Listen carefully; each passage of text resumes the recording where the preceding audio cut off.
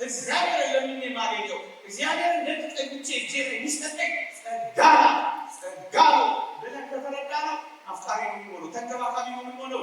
ራስን ነው የሚሰጠው። ፍቅር ለዘውትር አይወድም። አፍቃሪዎች መቼመች ወደዋለን መቼመች አናቋረጥ ዘመን ያረጅ ማናረጅ ያወጣል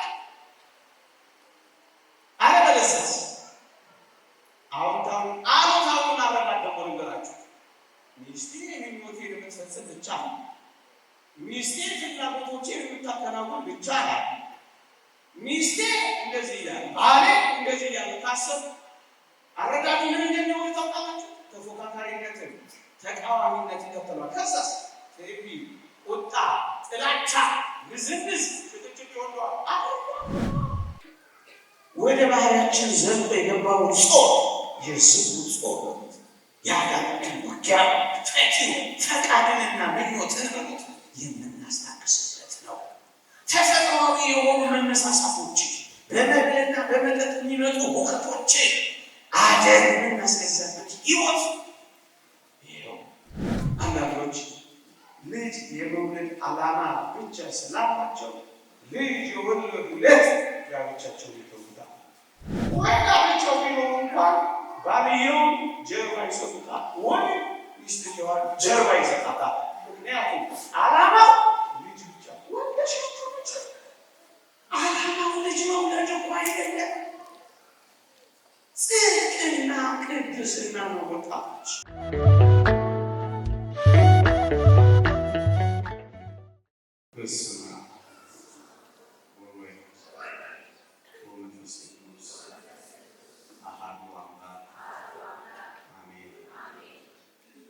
አባታችን መላከ ፀሐይ ቆሞስ አባ ኪዳነ ማርያም የገዳማችን አስተዳዳሪ፣ ክቡራን አበው መነኮሳት፣ መምህራን ወንጌል፣ ሊቃውንተ ቤተ ክርስቲያን፣ ዘማሪያን፣ የተወደዳችሁ የሰንበት ትምህርት ቤት ደቀ መዛሙርት፣ ምዕመናንና ምዕመናት በልዑል እግዚአብሔር ስም እንደምን ሰነበታችሁ? ክርስቶስ ተንሥአ እሙታን አሰሮ ለሰይጣን ሰላም ሆነ። አሜን። ለቀደምት አበው ነቢያት፣ ለቅዱሳን ሐዋርያት፣ ለሐዋርያውያን አበው ሊቃውንት የገለጸውን ጥበብና ምስጢር ለሁላችን ይግለጽልን። ከዚህች ዕለት ከጻድቁ አባታችን ከተክለ ሃይማኖት ከተወደደች ከእመቤታችን ከቅድስት ድንግል ማርያም ከሌሎቹ ቅዱሳን አባቶቻችን እናቶቻችን በረከት ረድኤት ለሁላችን ያሳትፈን። ሰምተን እንድንጠቀም እግዚአብሔር ይርዳን። አሜን። እንደ እግዚአብሔር ቅዱስ ፈቃድ ኦርቶዶክሳዊ ቤተሰብ በሚል ርዕስ እንማራለን። ቤተሰብ የማህበረሰብ መሰረት ነው። ቤተሰብ የሀገር መሰረት ነው። ቤተሰብ የቤተ ክርስቲያን መሰረት ነው። ንጹህ መሪ የሚፈልግ ሰው ንጹህ ምንጭ፣ ንጹህ ቤተሰብ ያስፈልገዋል። ንጹህ ጳጳስ የሚፈልግ ሰው ንጹህ ቤተሰብ፣ ለዚህ የሚያበቃ ንጹህ ምንጭ ያስፈልገዋል። ደግ ቤተሰብ ሲበዛ ደግ ትውልድ ይበረክታል። ቤተሰብ የሁሉ ነገር መሰረት ነው። ነገ የሚስተካከለው በዋናነት ቤተሰብን መሰረት የሰራን እንደሆነ ነው። ክህነት ይባረካል፣ ከቤተሰብ ደግ ትሩፋት የሚሰራ ተጋዳይ ያፈራል። ደግ ቤተሰብ ይመሰረታል። ትውልድ ይባረካል። ምድርም ትቀደሳለች። የሁሉ ነገር መሰረት ቤተሰብ ነው። ለዚህ ነው እንደዚህ በርከት ያሉ ወጣቶች ሳይ ይህንን ርዕስ መርጣለሁ። ነገን የምትናፍቁ ከሆነ ነገ የሚሰራው ዛሬ ባለችው ቤተሰብ ውስጥ ስለሆነ ሀገር እንዳይፈርስ ከፈለጋችሁ ጥሩ ልጆች፣ ጥሩ ትዳር፣ ጥሩ ቤተሰብ የሀገር ማጽኛ ምሰሶ ነው። አንድ ማሳያ ልስጣችሁ። አንድ መጽሐፍ ሲመለከት ሮም እንዴት እንደወደቀች ይተርካል። የጥንቷ ሮም ማለት ነው፣ ታላቂቱ ሮም እና ሮም እንዴት እንደወደቀች ሲተርክ ምን ይላል መሰላችሁ? አንደኛ በዚያ ዘመን በማህበረሰቡ ዘንድ ያለውን የሃይማኖት ፋይዳ አላልተውት ነበር ይላል። ሃይማኖት ችላ ተብሎ ሃይማኖት ለሕዝቡ የሚሰጠው ፋይዳ ተንቆ ሃይማኖት ገለል ተደርጎ ነበር። አንደኛ። ሁለተኛ ታላቂቱ ሮም ከመፍረሷ በፊት የብዙዎች ቤተሰብ እየፈረሰ ነበር። ቤተሰቦች በብዛት ፈርሰው ነበር ይላል። ሶስተኛ በመዝናኛ ስም፣ በእረፍት ስም ልክ የሆኑ ስፖርታዊ ጨዋታዎች አስመስለው ደስ የማያሰኙ መዝናኛዎች በርክተው ነበር ይላል። ሶስተኛ። አራተኛ እዚህም እዚያም የጦር መሳሪያ ታጥቀው ይወዳደሩና ይፎካከሩ፣ ዳግመኛም ይጎነታተሉ ነበር ይላል። አምስተኛ እጅግ ከፍተኛ ግብር በሕዝቡ ላይ ተጭኖ ነበር ይላል። ከዛ መጨረሻው በሆነ ያቺ የጥንቷ ታላቂቱ ሮም ፈረሰች። የመፍረሷ አንድ ምክንያት ቤተሰብ የፈረሰ እንደሆነ ነው ይላል። ለዚህ ነው ስለ ቤተሰብ መነጋገር ስለ ሀገር መነጋገር፣ ስለ ቤተሰብ ማሰብ ስለ ቤተ ክርስቲያን ማሰብ።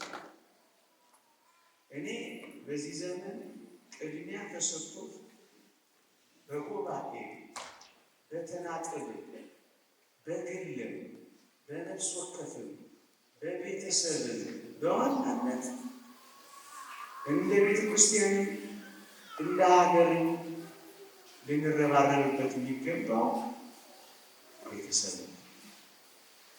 ሁለተኛ ማሳያ ልስጣችሁ። በ18ኛው መቶ ክፍለ ዘመን የነበሩ የዲያብሎስን መንግስት በምድር ላይ ለመመስረት ከሚጣደፉ ሰዎች አንዷ ኤት ቤኒስ የተባለች ሴት እንዲህ ብላ ጽፋ አንብቤያለሁ። ምን ትላለች? ክርስትናን ለማጥፋት ትላለች። የቀደመውን ክርስትና ለማጥፋት በዋናነት ትኩረት አድርገን ልንሰራ የሚገባው የቤተሰብን መዋቅር ማፍረስ ነው ትላለች። ምክንያቱም ስትቀጥል ክርስትና ከትውልድ ወደ ትውልድ የሚቀጣጠል ነው። መንፈሳዊነት ከዘመን ዘመን የሚሻገረው በቤተሰብ አማካኝነት ስለሆነ ቤተሰብን ያፈረስን ከሆነ ክርስትና በምድር ላይ እንዳይኖር እናደርገዋለን ትላለች። የቀድሞውን ክርስትና ለማፍረስ አሁን ያለውን ቤተሰብ መደረስ ነው። ማሳያዎቹን ነው የምሰጣችሁ። ለምን ይመስላችኋል? የወንድ ለወንድ ተመሳሳይ ጾታ ጋብቻዎች፣ የሴት ለሴት ተመሳሳይ ጾታ ጋብቻዎች፣ ሴታዊነት ወይም ፌሚኒስት የሚባሉ ርዕዮተ ዓለሞች በዓለማችን ላይ በጣም የሚቀነቀኑት ለምን ይመስላችኋል? ይሄንን ትልቅ ህዝብን የሚመራ ሀገርን የሚሰራ ትውልድን የሚፈጥር እሱ ገለል ነው ይፈልጋል።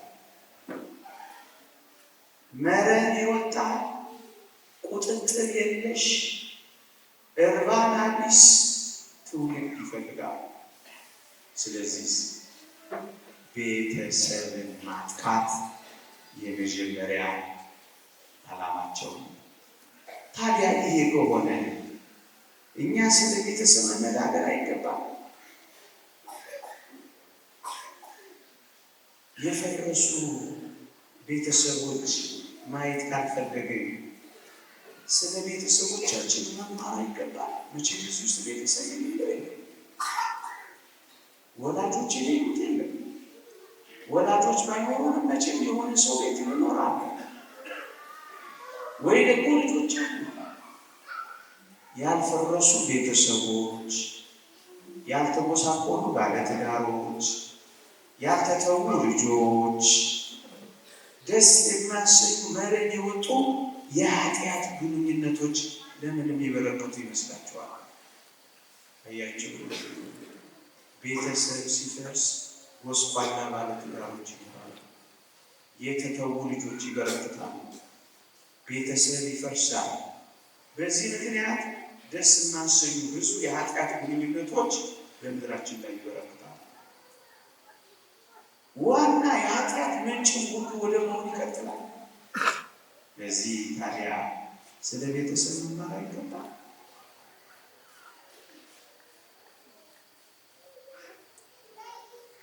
እንደ መግቢያ ከዚህ ቀጥሎ ያለው ላክ በብሉይ ኪዳን በታላቂቱ ሮማውያን በአይሁድ ቀኝ ገዢዎች በሮማውያን በሐዲስ ኪዳን ቤተሰብ ምስረታ ደግሞ ጋብቻ ምን ይመስል እንደነበረ መጀመሪያ ጥቂት ላሳያችሁ። ድምፄ ይሰማችኋል አይደል? መጀመሪያ በብሉይ ኪዳን ላሳያችሁ። የብሉይ ኪዳን ዋና ትኩረቷ የነበረው ልጅ መውለድ ላይ ነበር ትኩረቷ።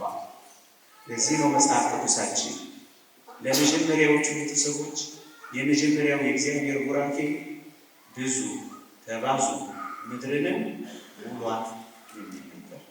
ትኩረቷ ብዙ ዘር ማፍራት ነው። ዋናው ትኩረቷ ብዙ ልጅ መውለድ ላይ። ሌላስ ብሉይ ኪዳን ይህንን የሚያሳዩ ነገሮች ማሳየት ይቻላል። ለምሳሌ ባልና ሚስት ተጋብተው ባል የሞተ ከሆነ የባል ዘመዶች ሚስትየውን ያገቡና ዘር ይተኩ ነበር። ዋርሳ የሚባል ስርዓት ነበር። ለምን መሰላችሁ?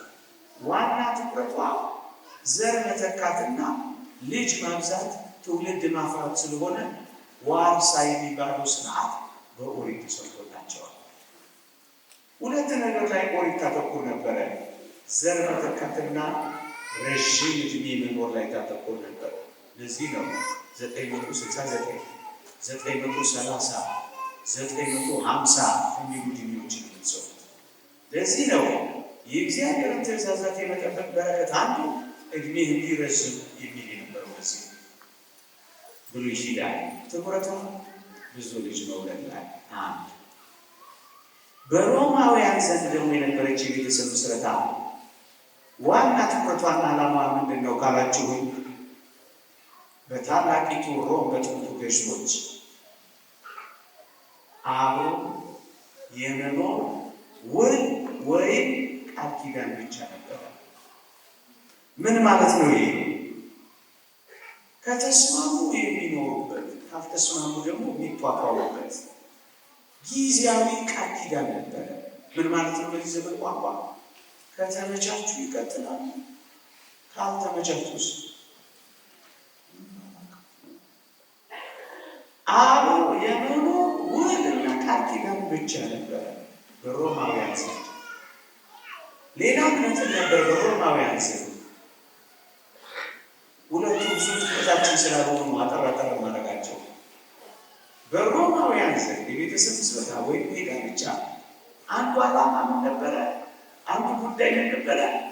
ባል ጌታ ይሆንና ሚስትና ልጆች ደግሞ ባሮች ነበሩ። በሮማውያን ዘንድ ባል ጌታ፣ ሚስትና ልጆች ባሪያ። ፍጽምት በሆነችው በጌታችን በመድኃኒታችን በኢየሱስ ክርስቶስ በተመሰረተችው በአዲስ ኪዳን እስካላችሁ ወይ የተወደዳችሁ ኦርቶዶክሳውያን፣ እንደ ብሉይ ኪዳን ብዙ ልጅ መውለድ ላይ አይደለም ትኩረት ነው። እና ምንድን ነው ትኩረት አካላችሁ? ብዙ ስነ ምግባራት መውለድ ነው ይላሉ ሊቃውንት። ብዙ ጽድቅ፣ ብዙ ቅድስና፣ ብዙ ስነ ምግባር፣ ብዙ ፍቅር መውለድ ላይ ነው ትኩረቷ። ይሄ ማለት መንፈሳዊ ስነ ምግባራትን መውለድ ላይ ነው የምታተኩረው። ምን ማለት ነው? በዋናነት በአዲስ ኪዳን የምትመሰረተው ቤተሰብና ጋብቻ ዋና ትኩረቷ የቅድስናና የፍቅር ምስጢር አድርጎ ነው ጌታችን የሰጠ። ሲስማሙ የሚኖሩበት ሳይስማሙ የሚተዉበት እንደ ብሉይ ኪዳን እና እንደ ሮማውያን ውልና ቃል ኪዳን ብቻ አይደለም። እናስ ለዘላለም ተገምደው የማይበጠስበት ኪዳን የሚገቡበት ነው። ሌላስ ጊዜያዊ ሳይሆን ዘላለማዊ ቃል ኪዳን ሆነው የሚኖሩበት ነው። ሌላስ በጣም የሚደንቃችሁ የአዲስ ኪዳን ፍጹም የሆነውን የዚህን የቤተሰብ ምስጢር እናንገራችሁ። በእውነት አረቦ ወይም መያዣ ሆን ይሰጣል። ለየትኛው? ለመንግስተ ሰማያት። ደግሞ ቤተሰብ ደግሞ ጋብቻ ከቤተሰብ ከመንግስተ ሰማያት ጋር ምን ያገናኘዋል ካላችሁ፣ ጌታችን በዕለተ ምጽአት ሲመጣ ሁላችንንም አንድ አድርጎ ሁላችንንም ጠቅልሎ ሪካቸር አድርጎ አንድ አድርጎ ለሚኖርባት የመንግስተ ሰማያት ሕይወት ምሳሌ አንድ ሆነን የምንኖርባት የቤተሰብ ሕይወት መያዣ ናት፣ ማሳያ ናት። ኋላ አንድ ሆነን ለምንኖረው ኑሮ መለማመጃ፣ የመንግስተ ሰማያት እፍታዋን መቅመሻ፣ የፍቅርና የቅድስና የደስታ ኑሮ ማጣጣሚያ መያዣ ተሰጣ። ለእግዚአብሔር መንግስት ማሳያና መገለጫ አደረጋት ነው ብላችሁ። ለምን? አንድ ሆነው ይኖሩባታል። ተጋቢዎቹ አንድ ይሆኑባታል። ቤተሰብ አንድ ይሆንባታል። ስለዚህ የእግዚአብሔር መንግስት መገለጫ አድርጓታል። አረጎን መያዣ ቅምሻ ያልኳት መንኩስና እስከዚህ ጋር ይገናኛል። አሁን በአዲስ ኪዳን ለምን ይመስላችኋል መንኩስና በሰፊው የተስፋፋው? ምናኔ በሰፊው የተስፋፋው ለምን ይመስላችኋል? የብቸኝነት ሕይወት በሰፊው የተስፋፋው ለምን ይመስላችኋል? በመንግስት ሰማያት ሳናገባ ያለ ጋብቻ ለምንኖረው አዲስ ሕይወት ይሄ ደግሞ መለማመጃ ነው። ዕለተ ምጽአት የቀረበ ስለሆነ አዲስ ኪዳን ሲመጣ ለዕለተ ምጽአቱ ሕይወት መቃረቢያ መለማመጃ ምትሆን ብቻ የመኖር ሕይወት፣ የምንኩስና ሕይወት የእግዚአብሔር መንግስት ደግሞ መገለጫ ሆነች። ሁለቱ ጋብቻው፣ ምንኩስናው ጽድቅን መፈጸም የእግዚአብሔር መንግስት ማግኛ ናቸው። ቅዱስ አትናቴዎስ ሁለቱ የህይወት መንገዶች እንዲላቸው እነዚህ ናቸው። ሁለቱም የህይወት መንገዶች ግን የእግዚአብሔርን መንግስት ማሳያና መገለጫ ናቸው። ቤተሰብን በብቻ መኖር፣ በአንድነት መኖር፣ በተናጥል መኖር፣ ተዋህዶ መኖር፣ ደግሞስ በምናምን መኖር። እነዚህ ለምን በአዲስ ኪዳን በጥልቀት ከእግዚአብሔር ጸጋ ሆነው ተሰጥቶ ካላችሁ የእግዚአብሔር መንግስት ማሳያ ሆነው ስለተሰጡ። ከሁሉ በላይ ግን በአዲስ ኪዳን ፍጽምት የሚያደርጋት ልዩ የሚያደርጋት ምን እንደሆነ ታውቃላችሁ? ቤተሰብ ስንመሰርት ከተወደደ መድኃኒታችን ከኢየሱስ ክርስቶስ ጋር ተዋህደን ነው የምንኖረው። እደግመዋለሁ። ተጋቢዎቹ ወይም ሙሽሮቹ ወይም ሁለቱ ብቻ አይደለም። የተወደደ መድኃኒታችን ኢየሱስ ክርስቶስ አብሯቸው በመኖር አዲስ ሕይወት ይመሰርታል። ለዚህ ነው እግዚአብሔር ቃል በሶስት የተገመደ አይጠቅስ የሚለው። የተወደዳችሁ ወጣቶች ክርስቶስ በመካከላችሁ ኖሮ መኖር አትፈልጉ? ሁል ጊዜ ዝማሬ፣ ሁል ጊዜ ጭምትነት ሕይወት፣ ሁል ጊዜ እግዚአብሔርን ትእዛዛት በመፈጸም እግዚአብሔርን ደስ የምታሰኝበትን ሕይወት አትናፉ። እነዚህ ትእዛዛት በፈጸማችሁ ቁጥር የእግዚአብሔርን ትእዛዛት በመፈጸም ክርስቶስን ደስ እያሰኛችሁ እንደሆናችሁ አታውቁ?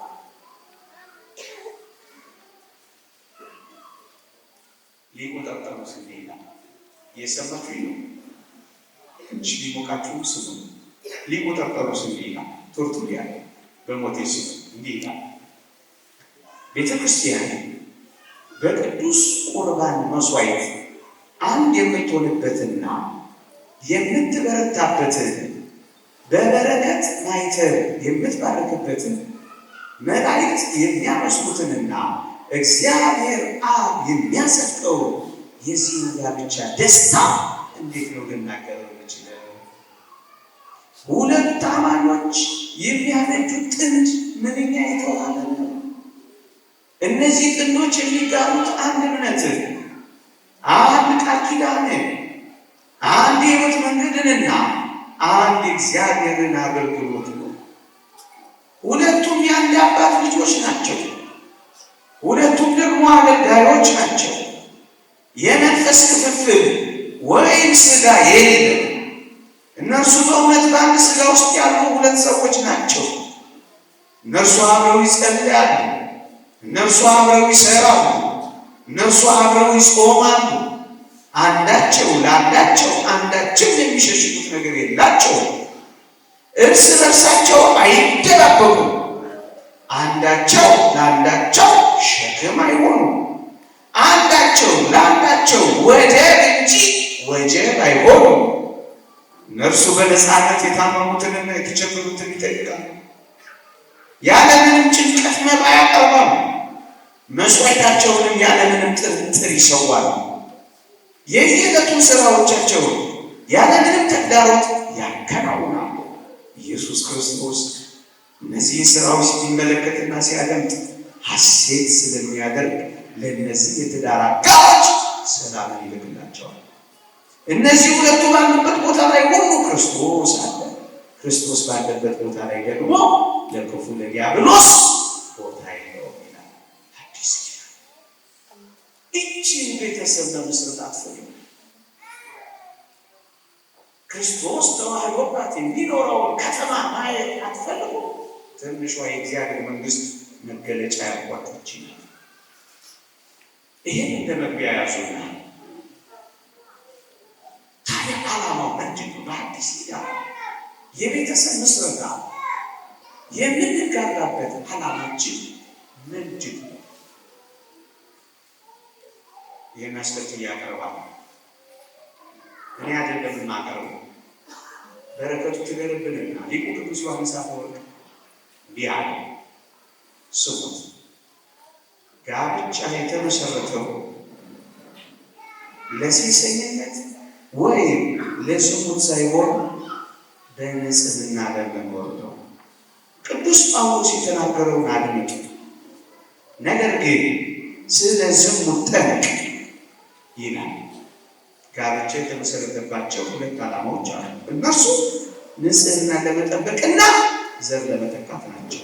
ከነዚህ ከሁለቱ ግን ንጽህናን መጠበቅ ቀዳሚ ስፍራ ይላል። ዓላማው ምንድን ነው? ንጽህናን መጠበቅ። ዓላማው ምንድን ነው? በቅድስና መኖር። ዓላማው ምንድን ነው? ከእግዚአብሔር ጋር ተዋህዶ ለመኖር መወሰን። ሁለት ዓላማዎች አሉት። ቀዳሚ ስፍራ የሚወስደው ንጽህናን መጠበቅ ነው። ቅዱስ ጳውሎስን ያለውን አብነት አድርጋ መጣ። ምን ቢለው ስለ ዝሙት ጠንቅ ለእያንዳንዱ ለራሱ ሚስት ትሆን። ስለ ዝሙት ጠንቅ ለእያንዳንዲቱ ለራሷ ባል ይኑራት የሚለው እና ይህን ያመለክታል። ንጽህናን ለመጠበቅ የተሰጠው። ለምንድን ነው የምናገባው? እድሜያችን ስላለፈ አይደለም። እናስ ንጽህና ለምንድን ነው የምናገባው? ብቻችንን ስለሆነ አይደለም። እናስ ለምንድን ነው የምናገባው? ወላጆቻችን አይደለም። እናስ ለምንድን ነው የምናገባው? ከጓደኞቻችን ትችት ለመራ አይደለም። እናስ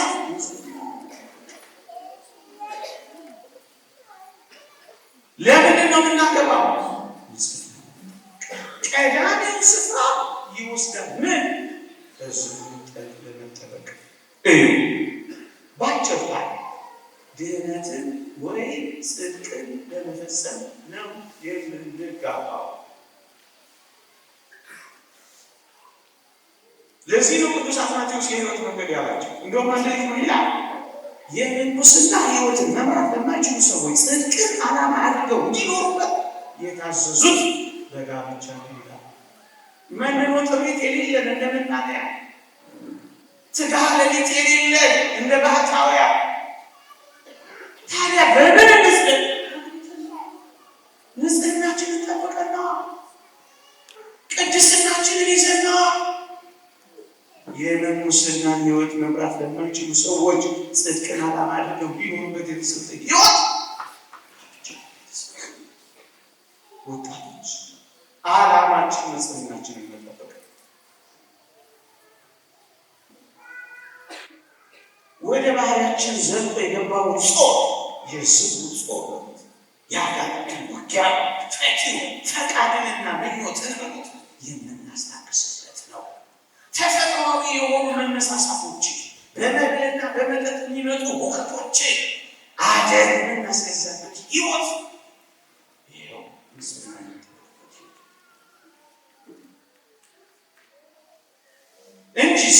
እንጂማ መጽሐፍ ቅዱስ እንዲህ አላለም። ልጅ ለመውለድ ብትፈልጉ አሁን አላለም። አንዳንዶች ልጅ የመውለድ ዓላማ ብቻ ስላላቸው ልጅ የወለዱለት ጋብቻቸው ይተውታል። ወይ ጋብቻው ቢኖሩ እንኳን ባልየው ጀርባ ይሰጡታል፣ ወይ ሚስትየዋን ጀርባ ይሰጣታል። ምክንያቱም ዓላማው ልጅ ብቻ ወለሻቸው ብቻ። ዓላማው ልጅ መውለድ እኮ አይደለም። ጽድቅና ቅድስና ነው ወጣቶች። ለዚህ ነው ልጅ ስለመውለድ ለራሱ ሚስት ትኑረው፣ ልጅ ስለመውለድ ለራሷ ባል ይኑራል ተብሎ አልተጻፈም። ስለ ዝሙት ጠንቅ በሴጣን ተወግተን እንዳንሞት፣ ከጽድቅ እንዳናራቆት፣ ከመንግሥተ ሰማያት ውጪ እንዳንወጣ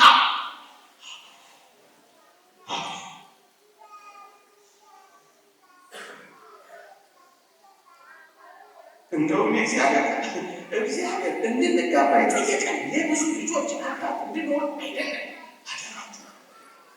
እሱ ሌላኛው ዓላማ ነው። ዋናው ግን አይደለም ያለው ዮሐንስ አፈወርቅ። የብዙ ልጆች አባት ነው ከፈለጋችሁ አቡ ያለ እንዳይሉት እና ምን ይለው ሰይጣን እንዳይፈትናችሁ፣ አንደኛ ቆሮንቶስ ምዕራፍ 7 ሰይጣን እንዳይፈትናችሁ ነው አይላችሁ። በላ ጠጣ፣ ስለዚህ እሳት ተጠቅበት፣ ስለዚህ ይሄን እንዴት ታስታስታል? አክሊያ የሰው ያጓጉ የሚለው ዳን የሚሸመት መሰለው እንዲዳቱ ኋላ መጣበታለሁ ድካለ ሰማጁ ሚስትፎቲ ከምትገኝ መሰለው ገበሬ ይላል ኋላ መጣበታለሁ። ሰይጣን እንዳይፈትናችሁ ነው እንጂስ የብዙ ልጆች አባት መሆን ከፈለጋችሁ አግባብ ብዙ ልጅ መውለድ ከፈለጋችሁ አግባ ያለ እንዳይመስላል። እና ምንድን ነው የሚለው? ራሳቸውን ማግዛት ካልቻሉ የሚለው የእግዚአብሔር ቃል ራሳቸውን መግዛት ባይችሉ ያሉ ይላል። አንደኛ ቆሮንቶስ ምዕራፍ 7 ካልቻለ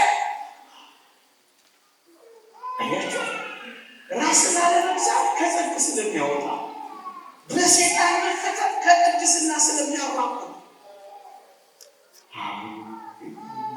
ምን እንድንሆን ጽድቅንና ድህነትን ፍጹም እንድናደርጎታች።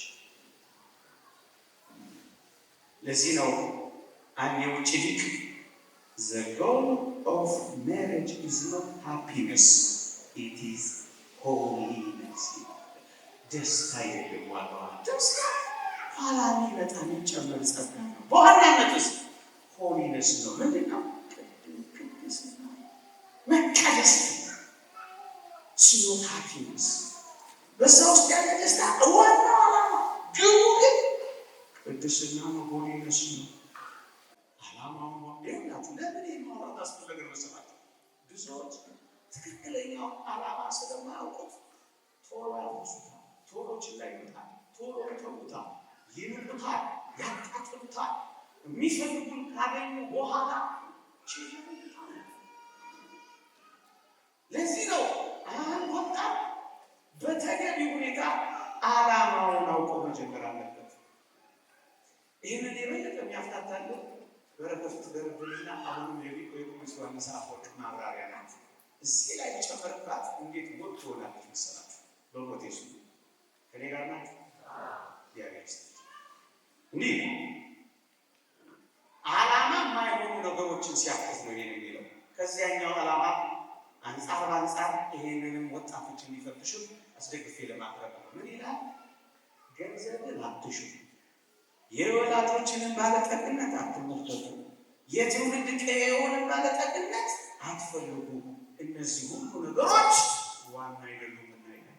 ልድገመው፣ ገንዘብን አትሹ፣ የወላጆችንን ባለጠግነት አትመልከቱ፣ የትውልድ ቀዬውንም አትፈልጉ። ምንድን ነው አትፈልጉ?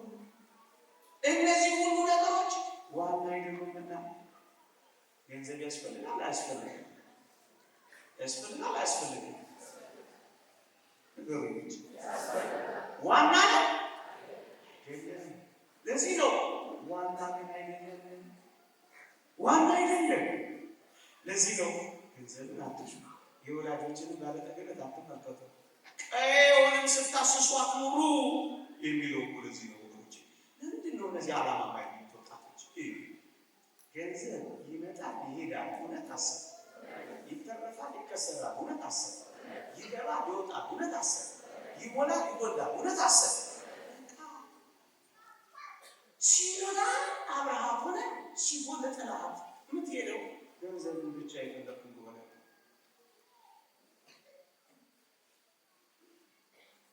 ገንዘብን ብቻ ትኩረት ያደረገ ሰው ከዕለታት አንድ ቀን ገንዘቡ የታጣቀ ትዳሩን ማጣቱ አይቀርም። ምክንያቱም ዓላማው ገንዘብ ነው።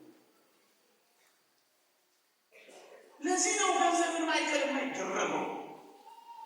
ለዚህ ነው ገንዘብ ትኩረት የማይደረገው። እግዚአብሔር ከማለቀው እግዚአብሔር ከሰጠው ካለው አይናቅም፣ ችግር አይባልም፣ እሰየው። ግንስ ዋና ነገር ግን አይደለም። እየሰማችሁ ዋና ነገር ወገኖቼ፣ ብዙ ሰዎች የሚፈትኑት በዚህ የሚበቃ አገራችሁ ወጣቶች እቺን አብስቱ። የእምነት ቦርሳችንን የአመት ልብሳችንን ካለን ይበቃል። ምን ይለናል? ይህ አይደለም የምንለው ቅዱስ ጳውሎስ ነው። ይበቃናል። አንደኛ። ሁለተኛ፣ በዚህ ህይወት ውስጥ ልጆቹን የሚያኖረው እግዚአብሔር ብቻ እንደሆነ ማወቅ አስፈላጊ ነው። የእግዚአብሔር ቃል መኖሪያ የዘላለም አምላክ ነው የሚለው። መኖሪያችን አምላካችን እግዚአብሔር በጣም ብዙዎች ገንዘብን ምክንያት አድርገው ገብተው ምስኪኖች ሆነው ወጥተዋል። ወገኖች ቀና ብለው ገብተው ስብር ብለው ወጥተዋል። ውብ ሆነው ገብተው ባለማድያት ሆነው ወጥተዋል። ደስታቸውን የገንዘብ ሀብትና የህንፃ ውስጥ ሲፈልጉ ሳታቸውን አጥተውታል። እናውቃለን። ገንዘብ በመጣ ቁጥር ጸባያቸው እየተቀየረ ገንዘባቸው ሲደረጅ ብዙ ሚስቶች እያደራጁ ብዙዎች ልጆቻቸውን የሚስታቸውን ባላቸውን የማሳሰባቸው ሸሚዝ እንደሚቀየር ሚስት እየቀየሩ፣ የመኪና ጎማ እንደሚቀየር ባል እየቀየሩ፣ የጓዳና የሳሎን ሚስት እያዘጋጁ አያችሁ። ጸባቸውን እየቀየሩ ደስታቸውን እያጠፉ፣ ደስታቸውን የሚፈልጉት ከኪሳቸው ወይም ደግሞ ከገቢያቸው ውስጥ የሆነ በጣም አሳሳቢ ይሆናል። የሌለታ ሰሞን ደግሞ ሲመጣ ሳቄታዎች 20 ምናምን ሲገባ አኩራፊዎች ሆነው ይቀርባሉ። አያችሁ ወጣት። በዚህ ነው ገንዘብ ሳይሆን ንጽህና ነው ትኩረት የሚደረገው። እንደውም የመጽሐፈ ይላል ከትዳር አጋራችሁ ማየት ያለባችሁ ንጽሐ ነፍስ፣ ፈሪሃ እግዚአብሔርን፣ ደግሞስ ልባምነትንና ደግነትን፣ ገንዘብን አይደለም። እናስ ንጽህና ነዋ። የንጽህናን ባለጠግነት ፈልግ ይህቴ ሆይ፣ ለጽድቅ ያበቃኛል ሆይ፣ መንግሥተ ሰማያት ያገባኛል ሆይ፣ ከክርስቶስ ጋር ያዋገኛል ሆይ፣ እንምረብ ስላት እሺ ትለኛለች ሆይ፣ ቤተ መቅደስ ገሰግስ አብራኝ ትሄዳለች ሆይ፣ ለጸሎት ስቆም ታግዘኛለች ሆይ፣ ልባምነት አላት ሆይ፣ እግዚአብሔርን ትፈራለች ሆይ። ገንዘብ ምንጭ ናች ነው፣ ወጪ ገቢ ነው፣ አስራት ከስራት ነው። ዋና ያስፈልጋል። አዎ ግንስ ዋና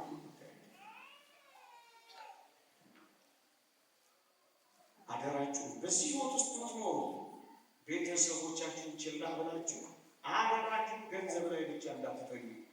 ገንዘባችሁን ስትሰበስቡ ልጆቻችሁን እንዳታጡ። ህንፃ ስትገነቡ ቤተሰባችሁን ህንፃ እንዳታፈርሱ። የአዲስ አበባ ያለው ባለጸጋ የተናገረው ልንገራችሁ። እኔ ህንፃዬን ገንብቼ ስጨርስ ልጆቼ ፈርሰው ጠበቁኛል። ምን ያደርግልሃል? ምን ያደርግልሃል? ብቻውን መቃብር ቤት የሆነ ህንፃ፣ ቀዝቃዛ ቤት የሆነ ህንፃ፣ ልጆች በሐሽሽ የሚመጡበት ህንፃ ምን ያደርግልሃል? አንተ ማታያቸው የተለያያችሁበት አብራችሁ ማትደሰቱባቸው ጋርደኖች ምን ያደርግልሃል? ይልቅስ መልካም መስክ፣ የልብ መልካምነት፣ የህይወት ደግነት፣ እግዚአብሔርን መፍራት ንጽህና ነው። እሱን ፈልጊ፣ እሱን ፈልግ፣ እሱን ፈልግ። ገንዘብ አይደለም። የወላጆችን ባለጠግነት አትመልከት። ምን አይነት ናቸው ባሉ አለ ነው ምንድን ነው የሚባለው? የብረት መስጊያ፣ የብረት መስጊያ የሆነ አመጣች ብዙ እንደዚህ ተባሉ። ማብቂያው ላይ የሳተራት እንኳን ናቸው ማለት ለገንዘብ ብቻ የሰጡ ምን ማለት ነው? ልጆቻቸውን የቸረቸሩ ገንዘብ ለማግኘት ሲሉ ንጽህና ታሩ ገንዘብ አይደለም ትኩረቱ። እናት ንጽህና፣ ፈሪሃ እግዚአብሔር፣ ልባምነትንና ደግነትን ለትዳር አጋራችሁ ፈልጉበት። ምን ማለት ነው? አላማው ጽድቅ፣ ንጽህና፣ ቅድስና ነው። ገንዘብን አትሹ። ደግሞስ የወላጆቹንም ቀይ አትመልከቱ። ይታገሱ ይታል። ይሄ እንደዚህ ዘመን እንግዲህ ቢሉስ ማንሳት በዘመን ይታረቁ አትመልከቱ። የእግዚአብሔር መንግስት ዜጋ ነው ወይ? የመንግስተ ሰማያት ፓስፖርት አለ ወይ? ንስሐ ገብቷል ወይ? ስጋውን ይቀበላል ወይ? እግዚአብሔርን ያከብራል ወይ? በልዑል ፊት ይንቀጠቀጣል ወይ? የትኛው አንተ ምን አገባህ? የትኛው ሃይማኖተኛ ነው ወይ? የትም ሰፈር በዚህ ዘመን የታመነው እሱ አይደለም፣ እሱ አይደለም። ባንኩ በብሔርና በሰፈር ተደራጀ። ኳሱ በብሔርና በሰፈር ተደራጀ። አገሩ በብሔርና በሰፈር ተሰመረ። አሁን የቀረ ነበረው ሃይማኖትና ቤተሰብ ነበር። እሱንም ይኸው ዘመኑ እንጂ የት ነው ያለ የት ነው? አንተስ አንተ ክርስቲያን እናስ እግዚአብሔርን ትፈራላችሁ? ንጽሐ ነፍስ አላችሁ? ልባምነት አለ ወይ? መልካምነት አለ ወይ? በጣም ብዙዎች በቆሙ እንደፈቷል። ይሄ ከሌላ ሰፈር ስለሆነ ፍቱ እያሉ አንድ ሰሞን በዚህ በሚዲያው ሲጮሁ አላዘናችሁ? ስንት ልጆች ተበትነው ይሞት እንጃ እንጃ እንጃ። አንተ ግን ይናት መልከት እና ምን ተመልከት? ንጽሐ ነፍስ ፈሪሃ እግዚአብሔር ልባምነትንና መልካምነትን ተመልከቱ። ልጅስ ትኩረት እግዚአብሔር ቢባረከን ቢሰጠን ዘራችንን ቢባርከው የማይጸልልን ቢሰጠው እሰየው፣ አስፈላጊ ነው፣ በረከት ነው፣ እሰየው፣ የእግዚአብሔር ጸጋ ነው፣ እሰየው። ዋና ነገር ግን አይደለም ማለታቸው አይደለም። ምክንያቱም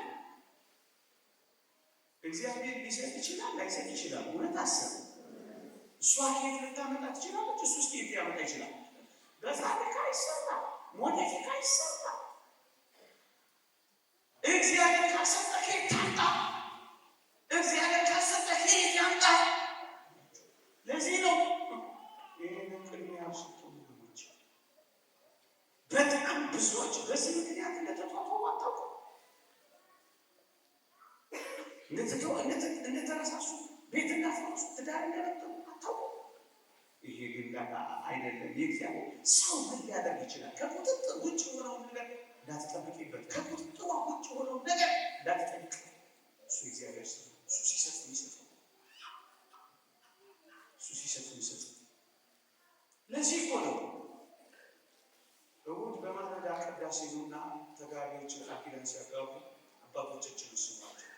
መከነች፣ ሰነፈች፣ ደከመች፣ አጣ፣ ነጣ፣ ገረጣ የለውም ብዬ አልተዋትም አልቶ ብላ የምታማምለው ይቺ ቤተ ክርስቲያን አንተ ያን መሽታ ሰብስበ ቢሆኑ አንተ የምታስታውሰው ቤተ ክርስቲያን ግን የታስብላለች እንጂ ጨሳ ዋሩ ጨሳ ብሎ ማጨሳ ብሎ ይመስልሻል?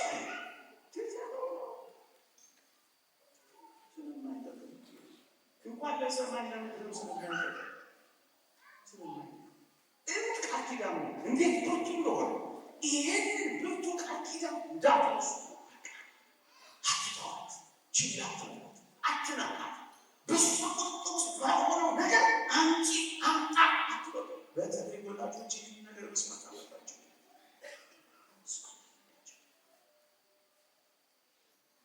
ሌላስ ውበትስ ቢኖር ጥሩ ነው፣ ጥሩ ምነው ዝም ማለት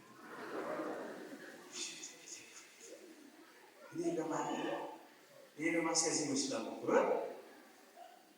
ቢኖር መረረነት ቤት መጥፎ አይደለም። ሰካካነት ይጠላል። ዋና ነገር ነው። ዋናውስ የነፍሱ ውበት ነው። ጌታዬ የነፍሱ ውበት የነፍስ ደንግባት የነፍስ ቅድም ያለው እግዚአብሔር መፈለግ፣ ትሁት መሆን፣ ታዛዥ መሆን።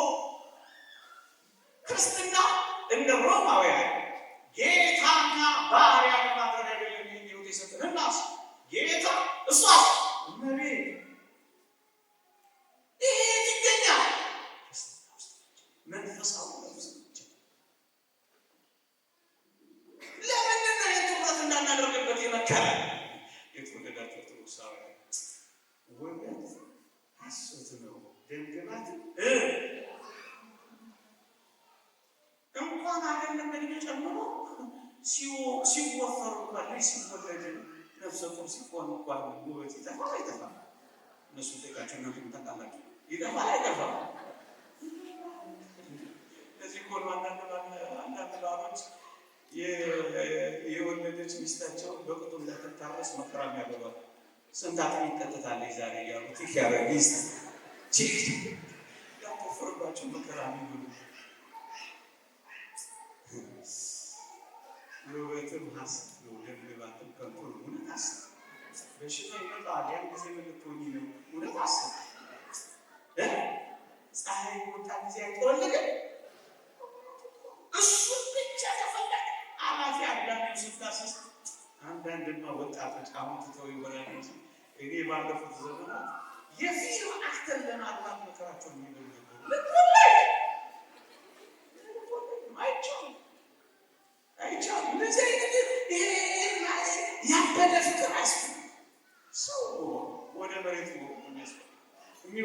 ማሰብ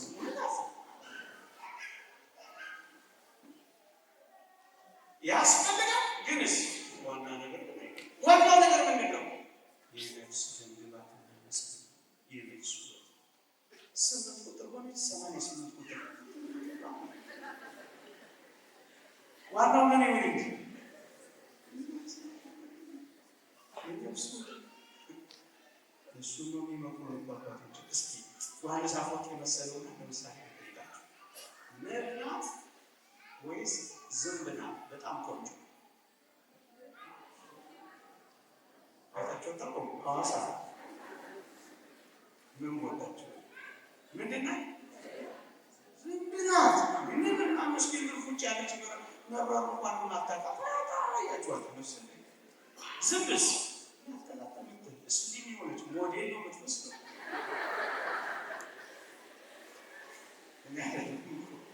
ዮሐንስ አፈወርቅ ወይ ያነሳሳ ግንስ ማር የምትሰራው ማናት? ናት። አየህ አፋዊ የሆነው ነገር ብቻ ስለመከራን አትምና ጎበዝ። ይልቅስ ቅድም ያልኩህን የነፍስ ንጽሕና እግዚአብሔርን መፍራት ልባምነትንና ደግነትን ለጽድቅና ለቅድስና የተመቸህ መሆኑ እግዚአብሔር ቤት ውስጥ ለምንፈጽመው ለዘላለም ለምንኖረው ሕይወት ይሆነኛል የሆነትን ብቻ ማለት ከዛ በቀር ያለው ከሆነ ሆነ ሳስቡ እየሰማችሁ ነው። ባጠቃችሁ ለመግለጽ እንኳን አይደለም ትዳርን ሁሉንም ነገር ለእግዚአብሔር ክብር እንድናደርገው ታዘናል። ስለዚህ ወጣቶች የምትፈጽሙት የትኛውን ነገር ለእግዚአብሔር ክብር አድርጉት። ንጽሕናችሁን ጠብቃችሁ፣ ቅዱስናችሁን ጠብቃችሁ። በተለያየ ምክንያት ተሰናክላችሁ ለተክሊል እንኳን ባትበቁ ለጸሎተ ማዕስባ ለቁርባን እንኳን በርታችሁ ሕይወታችሁን በዚህ መምራት አለባችሁ። ለእግዚአብሔር ክብር ማድረግ አለብን። የትኛውን ሕይወት እንኳን ትዳር መብልን ለእግዚአብሔር ክብር እንድናደርግ መጽሐፍ ቅዱስ ያዘንልን። ለዚህ ነው መጋባት በሁሉ ዘንድ ክቡር መኝታው ንጹሕ ይሁን ተብሎ የተጻፈው። አንደኛ መግቢያውን ተረድቼላችኋለሁ። ሁለተኛ ዓላማውን አስረድቻችኋለሁ። ሶስተኛ እዚህ ሕይወት ውስጥ ስንገባ አረዳዳችን ምንድን ነው ሊሆን የሚገባው? እንዴት እንገንዘበው? እንዴት እንረዳው? እሱ ደግሞ ቀጥዬ እነግራችኋለሁ። ከኔ ጋር ናቸው። ልቀጥል ይበቃል። እሱ ናቸው የሚፈርዱ እናንተን እንደሆነ ነቃ ለማድረግ ነው እንጂ ሙቀቱን ታገሳችኋል። አሁን ደግሞ በሞቴ አሁን ደግሞ እሺ ገባኝ። ዓላማው ነገርህና ዓላማ ያለውን የሚያሳስቱ ነገሮችን ጠቁመህናል። እንዴት አድርገን እንረዳው? ከገባን በኋላ አዎንታዊ አረዳዳችን ጋብቻ የተመለከተ በዚህ ዘመን ሊኖረን የሚገባው አረዳድ ምን ይሁን? ክርስቲያኖች እኛ ከዓለም እንለያለን። የሰማችሁ በዓለም ካለው መረዳትና ሀሳብ እንለያለን። እንዴት? የትዳር አጋሬ የእግዚአብሔር ስጦታዬ ነው ብለን እንረዳለን። ምኔ ነው? ምኔ ናት? ስጦታዬ። አዎንታዊው አመለካከት ማለት እግዚአብሔር የሰጠኝ ጸጋዬ ነው። አሜን። እግዚአብሔር የሰጠኝ ጸጋዬ ናት። የእግዚአብሔር የሕይወት አጋሪና ረዳቴ ናት። ይሄ አዎንታዊው አመለካከት ነው። ይሄ ካለ ምን እንደምታስከትል ታውቃለህ? ፍቅር እንዳስከትላለን። ለምን? የእግዚአብሔር ስጦታ የሕይወት አጋሪ ናት። የእግዚአብሔር ስጦታ የሕይወት አጋሪሽ ናት። ስለዚህ ፍቅርን፣ እንክብካቤ፣ ራስን መስጠት፣ መጠወት፣ ርዕስ ይከተለዋል። አረዳዳችን ይሄ ነው የሚገባው። ሰምታችሁኛል? በቃ የእግዚአብሔር ጸጋ ነው። የእግዚአብሔር ስጦታ ነው። ስለዚህ ትንከባከባታለህ። ጸጋ ናታ፣ ስጦታ ናታ፣ ትንከባከባታለህ። አረዳዱ ለምን ነው የማወራው? ይሄ ዘመን ጋብቻ ሊጠላና ሊተው ብዙ ነገር ስለሚያደርግ ነው። እዚህ መንገድ ውስጥ ያለው ወሬ ታውቃላችሁ። ላለመድገም እፈልጋለሁ፣ ግን ደግሞ እናንተን ለማስታወስ ይጠቅመኛል። ሚስት የሚለውን እንኳን እንዴት አጥዋ በቤት እንዳረገው አትሰማችሁ? ሚስት እንዳትሰሙ በሞት በሰላም ወጣትሰሙ ይሄ የሚታሰተው ስትኖራለ የሚለውን ትቀበላለህ? ምን ውስጥ ያለው አረጋግጥ አንተ ክርስቲያን እንደዚህ እና ምን አርገህ ጠይቀዋል? እኔ ምክር ሐሳብ ውስጥ ምን የሚለው ሚሪንዳ ስትጠጣ ትኖራለህ ማለት ነው። እንደምንለው እንዳናስብ ነው ማለት ይሄን እንደው ዝም ብዬ ጨመርኩት እንጂ ይሄ አይደለም ማረዳዳችን እናስ የእግዚአብሔር ስጦታ ነው የሚሰጠኝ። እግዚአብሔር ለምን የማገኘው እግዚአብሔር እንደተጠግቼ ጄር የሚሰጠኝ ጸጋ ብለን ከተረዳነው አፍቃሪ ነው የሚሆነው፣ ተንከባካቢ ነው የሚሆነው፣ ራስን ነው የሚሰጠው። ፍቅር ለዘውትር አይወድም። አፍቃሪዎች መቼመች ወደዋል መቼመች አናቋረጥ ዘመን ያረጅ ማናረጅ ያወጣት አለበለሰስ አውታው አረጋግጦ ነገራችሁ። ሚስቴ የሚሞቴን የምትፈጽም ብቻ ነው። ሚስቴ ፍላጎቶቼን የምታከናውን ብቻ ነው። ሚስቴ እንደዚህ ይላል፣ ባሌ እንደዚህ ይላል ካሰብ አረጋጊ ምን እንደሚሆን ታውቃላችሁ? ተፎካካሪነትን፣ ተቃዋሚነትን ይከተላል። ከዛስ ትዕቢ፣ ቁጣ፣ ጥላቻ፣ ግዝግዝ፣ ጭቅጭቅ ይወጣዋል። ለምናላች ብቻ ነው የሚሆነው። ድካሟን አይረዳ፣ ህመሟን አይ። ስለዚህ ቤት ውስጥ ጸብ ይሆናል። አባቶቻችን እንደሚሉት ቀዝቃዛ ቤቱ ነዝናዛ ሚስቱ ለምን የያ ከሰው ለቅሶ ያለ ቤቱ ይላል።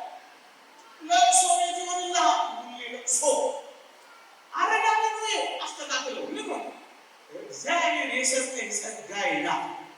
ባላቸውን እንደ አለቃ ራሳቸውን ደግሞ ሴቶች እንደ ምንዝር ከቆጠሩ ሰራተኛ ብቻ ነው፣ ትእዛዝ ተቀባይ ብቻ ነው።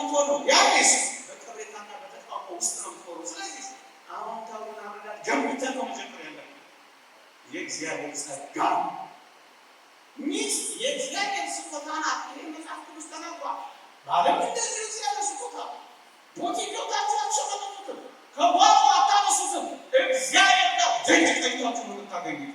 የእግዚአብሔር ቃል ይሄን ነው የሚለው። ማግባት ስትፈልግ አስቀድመህ ጸልይ፣ ሀሳብህን ለእግዚአብሔር ንገረው። እግዚአብሔር መርጦ የሚሰጥህ ለምነው። እሱ እንዲመጥን ለምታደርግ ከሆነ አክብረዋልና እሱን በጎ የትዳር አጋር በመስጠት ያከብራል ይላል መጽሐፍ።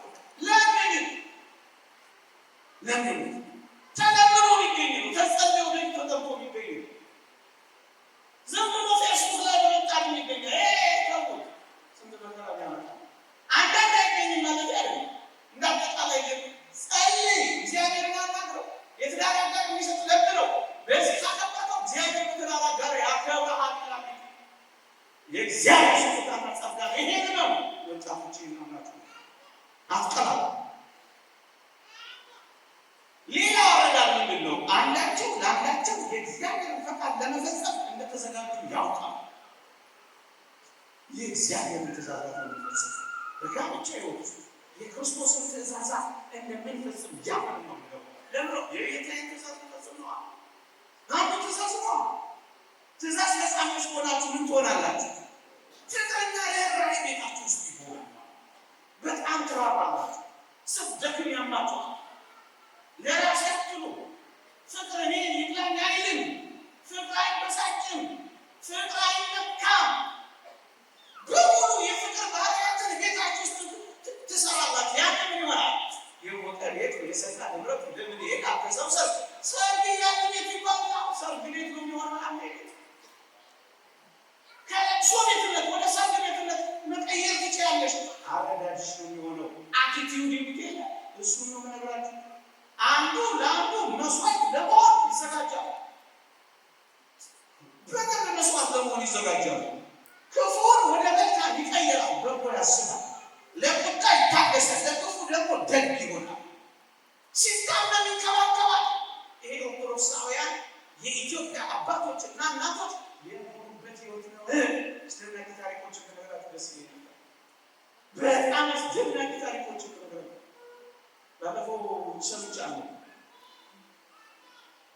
ባሉ መሳሳት ይዘና አባት ለልጆቹ ምርጥ ምሳ ሳህን ቋጥሮ ጠቅጥቆ ልኮ አጀሬ በቁጥር ፌስታ ባዶ ምሳ ሳህን መስሪያ ቤት ይላል እና ብላሽ አይ ቆይ ነው ምበራው ከዛስ አውቆ ምሳ ሳህን ይዞ እነሱ ቤት ወርደ ይላል እነሱ ይነዳል ይካፈላል እሱ በሙሉ ይሄዳል ለነሱ ሰርቪስ ያዘጋጃ ይወጣ ይነዳል ይቆስ አይተነት ይላል ብዙ እናቶቻችን ልጆቻቸው ተመከቷቸው ዛሬ አማረብን በእናቶቻችን የእግር መንቀጥቀጥ የእናቶቻችን የእጅ መቃጠልና መሻከር ይሄ ነው ኢትዮጵያውያን ያለው ሀገራችሁን ይሄን ወጣቶች ይሄን አላገር መጠበቅ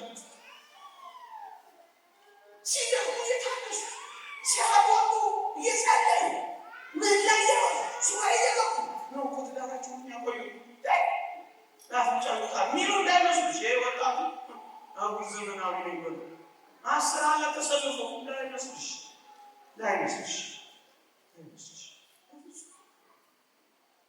ይሄ ጋብቻ ጠልና በተለይ ወጣቶች ጋብቻ እንዲጠሩ አንደሰው የራስዎቹ ፕሮሃቢቴሽን ተካቶ መኖር የሚሉትን ሰማችሁ እንገራችሁ አላችሁ ደከማችሁ ይሰጥ በእውነት ይቀጥል ቅድም እንዳልኳችሁ ይመቀጥል ያን ዘካርያስ ሰደደ ያረገው ገብርኤል ዛሬ ያለው እንዳትሉኝ እንጂ ፕሮሃቢቴሽን ተካቶ መኖር የሚሉት ምን መሰላችሁ? አንዳንድ ልጆች በተለይ ልጆች ላይ እንጸባረቃል ይላሉ ካላስተዋሉ ምን ይላሉ?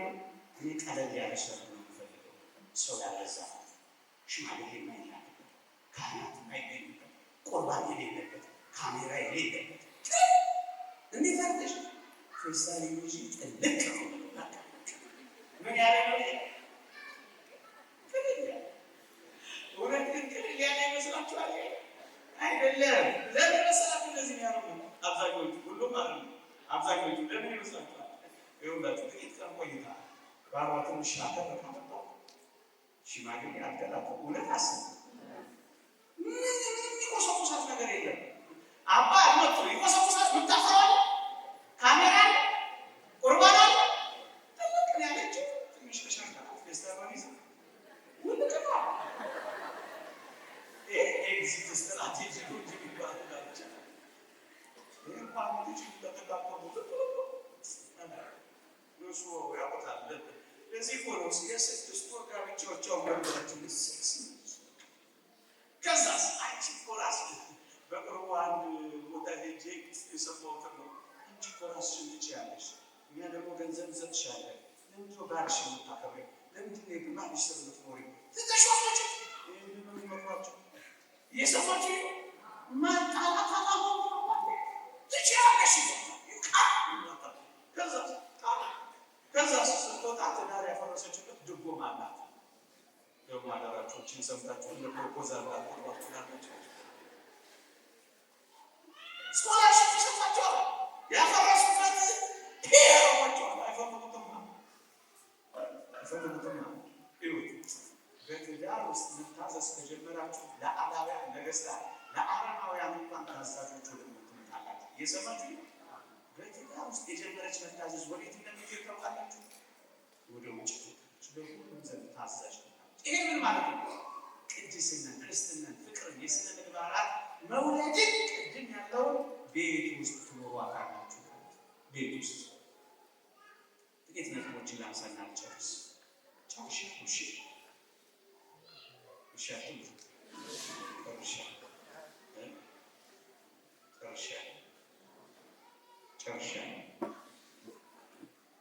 ምን ላይ ነው? ምንድን ነው? በተለይ ወጣቶችን ትኩረት ያደረጉ ጥቂት ነገሮችን ተናግሬና አንደኛ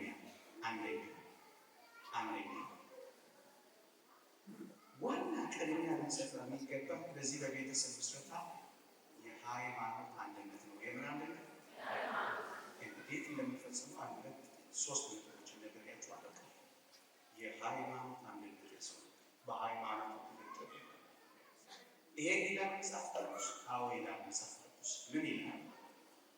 ሴት ባሏ በሕይወት ሳለ በሕግ የታሰረች ናት። ባሏ ቢሞት ግን የወደደችውን ልታገባ ነፃነት አላት ይላል። እዩ ስሙ። ባሏ በሕይወት ካለ በባል ሚስቱ በሕይወት ካለች በሚስት የታሰረ ነው ይልና ባሏ ቢሞት ግን የወደደችውን የሰማችሁ የወደደችውን ታግባ ሲል ያለፈው ያገደመው ታግባ ማለት አለ። እናስ ይቀጥልና ምን ይላል? በጌታ ይሁን እንጂ ይላል። የአማርኛ መጽሐፍ ቅዱስ ገጻችን ወባይቱ ምዕመናን ከምዕመናን ወገን ይሁን እንጂ ከማን ይሁን እንጂ ከማን ይሁን? ያመነ የተጠመቀ የቆረበ ይሁን እንጂ በሃይማኖት ነው የሚፈጸመው። የሰማችሁ ይሁን። ለዚህ ነው የእግዚአብሔር ቃል በማይመች አካሄድ አትጠመዱ የሚለው። ለዚህ አንዳንዶች የሆነ ነገር ውስጥ ይገቡና ከዛስ ሲጓተቱ እስካሁን ልጅ አንተ ጋር ነበር፣ አሁን ደግሞ እኔ ጋር መሆን አለበት። ልጆች ማሳሰበት። ስለዚህ ወጣቶች ወይ በሃይማኖታችሁ አትጠመዱ። ነፍሳችሁ አንድ ቀን አሁን ተሰጥቷችሁ ልትገቡ ትችላላችሁ። በፍቅር በፍቅር ብላችሁ ልትገቡ ሲሆን ነፍስ መጠየቁ አይቀርም።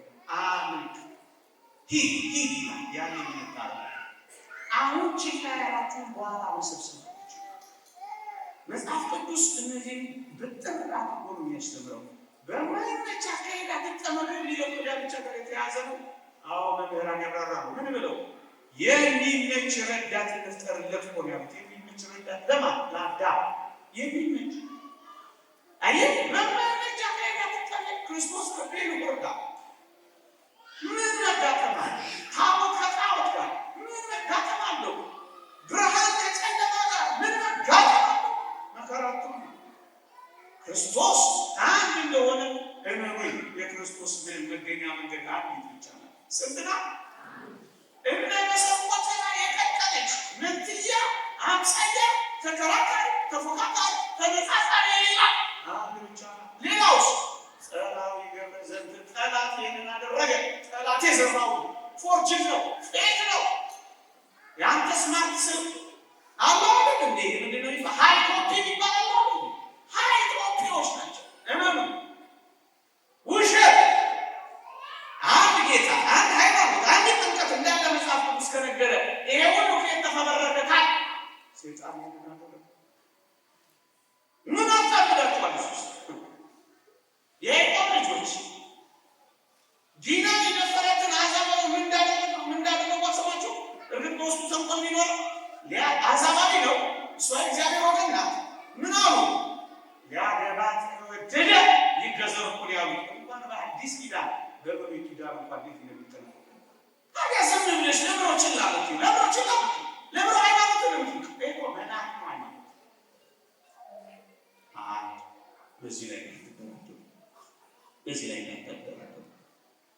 ሁለተኛ በራሳችሁ እንድትፈጽሙ እግዚአብሔር አይፈቅድም። ደግማል ጋብቻ እግዚአብሔር የሰጠው ከሰው ጋር የሚፈጸም ከማን ከሌላ ሰው እንጂ ከራስ ጋር የሆነ እሱ ርኩሰት ነው። ነገር የሚገለበት ኃጢአት ነው። እግዚአብሔር ቃል አደራችሁ። እንዲህ አይነት ክፉ ልምምዶች በዓለማችን ላይ በፊልሞች በምናምኖች ያሳያችኋል። እውነት አለ። ነፍስን ያጠፋሉ፣ ሰውነትን ያመክናሉ፣ ተፈጥሮን ያበላሻሉ፣ ሕሊናን ያዝናሉ። ቁስ እየፈጠሩ በቁስ እንድትፈጽሙ ያደርጋሉ። እንዳትቀበሉት ከሰለው እዚህ ውጡ ከዚህ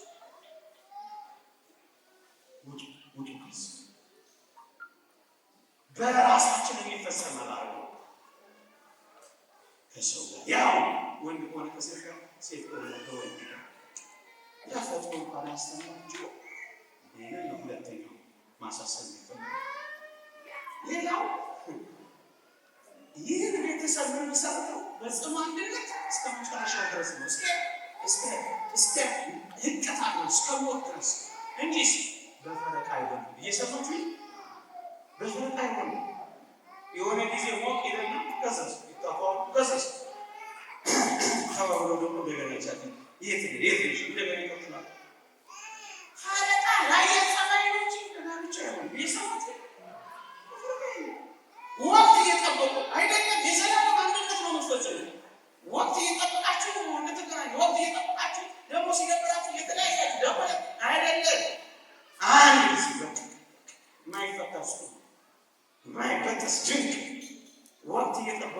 እንደ አንዳንድ መንፈሳት አሉ ወቅት እየጠበቁ የሚገናኙ ይመስላል።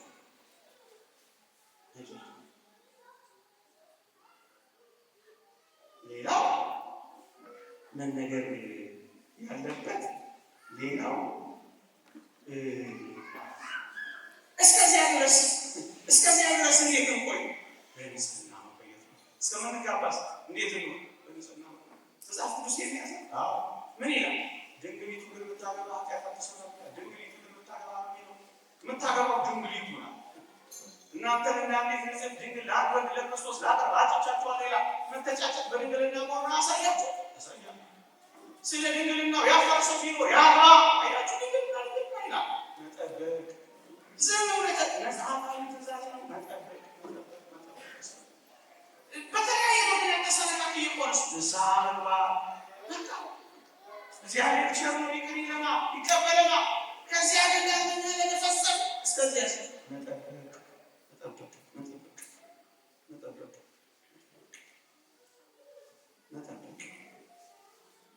እርግጥ ሰፊ ነገር መቼ ላግባሽ፣ መቼ ጮኛ ያዝ፣ መቼ ላግባ ሊቀጠበብ ታረገ ወይ ጠየቅናቸው። ሰንበት ትምህርት ቤት እያለ መቼ እናግባ፣ መቼ እንጫናቸው እሳቸው በዚህ ጊዜ ላገባ እችላለሁ ብለህ ስትዘጋጅ መንፈሳዊ ዝግጅት ይፈልጋል። ኢኮኖሚያዊ አቅም ዝግጅት ያስፈልጋል። ቅድም ያልኳችሁ የዕለት ቁርስ የዓመት ልብስ ዝግጅት ሲሆን እጅግ የተቀማጠለ ይሄ ዝግጅት ሲሆን ማህበራዊ ህይወትን መንፈሳዊ ህይወትን ያስተዳድራል። ገንዘብን ያስተዳድራል። መንፈሳዊ ህይወትን፣ ገንዘብን፣ ማህበራዊ ህይወትን ያስተዳድራል። ብዙ ጊዜ በትዳር ውስጥ የሚመጡ ሳንቶች እንደዚህ ናቸው። ማህበራዊ ህይወትን ካለማስተዳደር የተነሳ ቤተሰብ ለቤተሰብ እንኳን ይጋጫል። ይህን አቅም እንድናዳበር እንድንመስል ይጠበቃል። በዚህ እውቀት መማር አለባችሁ። በዚህ ጉዳይ የተጻፉ መጻሕፍትን ማንበብ አለባችሁ። በዚህ ህይወት የሚነበሩ ትምህርቶችን ወጣቶች አነፍንፋችሁ መስማት አለባችሁ። ህይወታችሁን ያጠርቷል። ጣልቃ መግባትን ማስቆም የምትችሉት በዚህ ምክንያት አለበለዚያ ወላጅ እናቷ የምታወሩ ድሮ ነው፣ አሁን አይደለም። ልክ እንደተጋቡ መጥተው ሲያዩ እንጀራ ጋግራለች ደብታ ሙሽሪት እንጀራ አይኔ እና ምን አልጣጣው እንደው እንደዚህ አይነቷ የምታከሙ እንጀራ አይኔ ነው። አሁን ከዚህ ጋር ትኖራለህ። አሁን ትታቴ ዳው ወይስ እዚህ ትቀመጣለህ? አሁን እንጀራ አይኔ ስለሌለ የትዳር አይኔ ይወጣል። እኛ ይቀሩ እንዴት አድርገን አይን እናወጣለት ነበር ወጋ እያደረግን ሰው እንደሚያቀርበው ጣቃ ሲገባ ለወላጆቻችሁ ባላችሁ ታማኝነትና ለትዳር አጋራችሁና ለትዳር ህይወታችሁ ባላችሁ ኃላፊነት መካከል መስማት አለባችሁ።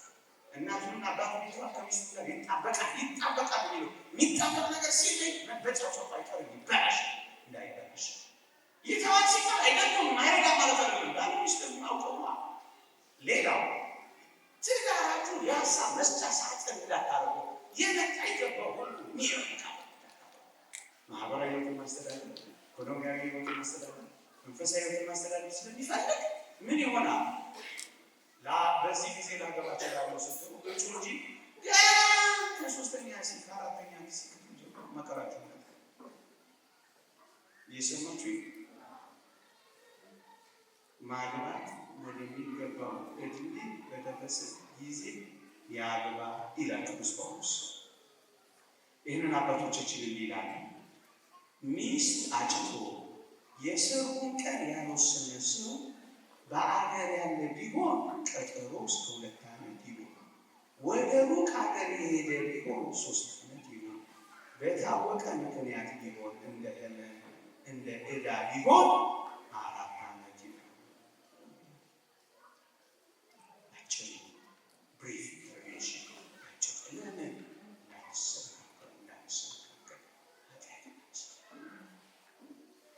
አብርሃምና ሳራ እዚህ ሁሉ ምሳሌዎች ናቸው። እነሱን ባጭር ተናስቼ ላምጡ።